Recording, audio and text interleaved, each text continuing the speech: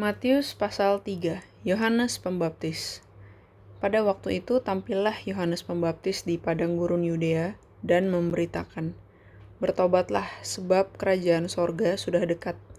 Sesungguhnya dialah yang dimaksudkan Nabi Yesaya ketika ia berkata, "Ada suara orang yang berseru-seru di padang gurun, persiapkanlah jalan untuk Tuhan, luruskanlah jalan baginya."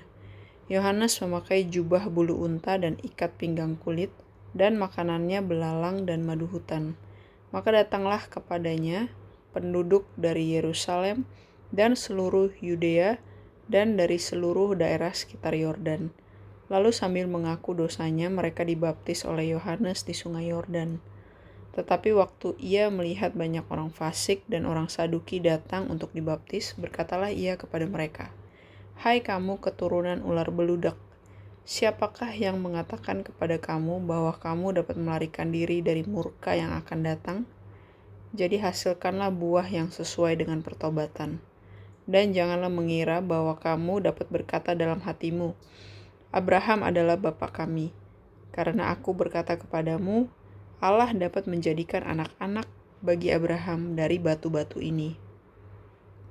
Kapak sudah tersedia pada akar pohon, dan setiap pohon yang tidak menghasilkan buah yang baik pasti ditebang dan dibuang ke dalam api.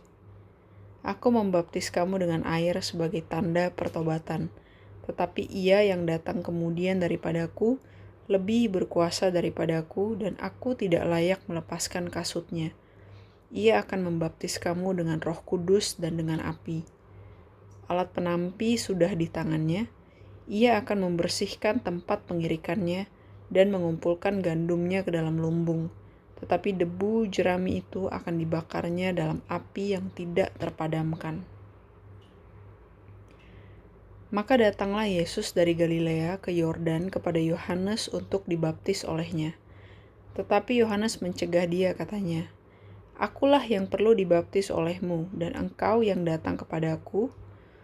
Lalu Yesus menjawab, katanya kepadanya, "Biarlah hal itu terjadi, karena demikianlah sepatutnya kita menggenapkan seluruh kehendak Allah." Dan Yohanes pun menurutinya. Sesudah dibaptis, Yesus segera keluar dari air, dan pada waktu itu juga langit terbuka, dan ia melihat Roh Allah seperti burung merpati turun ke atasnya. Lalu terdengarlah suara dari sorga yang mengatakan, "Inilah anakku yang kukasihi, kepadanyalah aku berkenan."